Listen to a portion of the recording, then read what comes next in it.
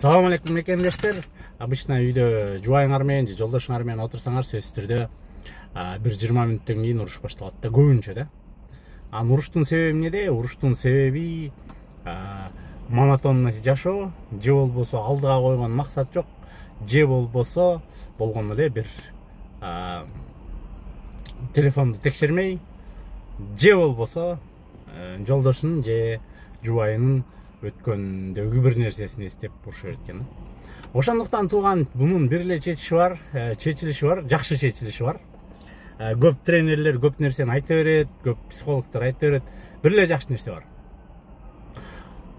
Жолдошуңдун же жубайыңдын, неважно, эмнеге максаты бар, эмнеси мечтасы бар экенин билсеңер, үйгө келгенде эле сөзсүз түрдө ошол мечтасына кантип жетиш керек, кантип жетебиз деген сөз баштасаңар, ошону чукуй берсеңер, ал өзү да ойлоно берет, силер да ойлоно бересиңер, ортоңордо бир багыт бар, бир көз караш бар.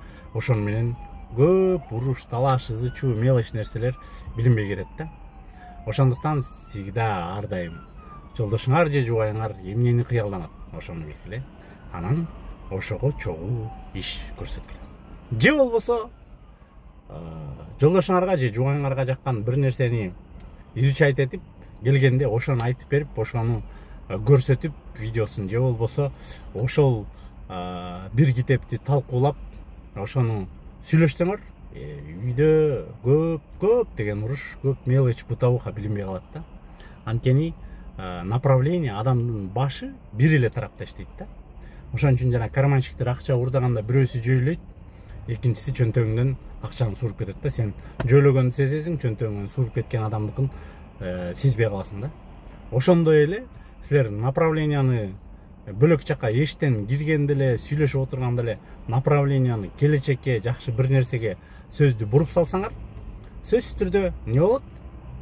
Тиги бир өткөнүңдү эстебейт, мурунку жигитиңди эстебейт, же мурунку девушкаңды эстебейт, же бирөө сени карап койгонун эстебейт, же бир жуулбай алган чыныны, там билбейм ишса, тамактын ачуу болуп калганын байкабай ошол жөнүндө разговор кирет да. Анан ошону улантып кете бериш керек да.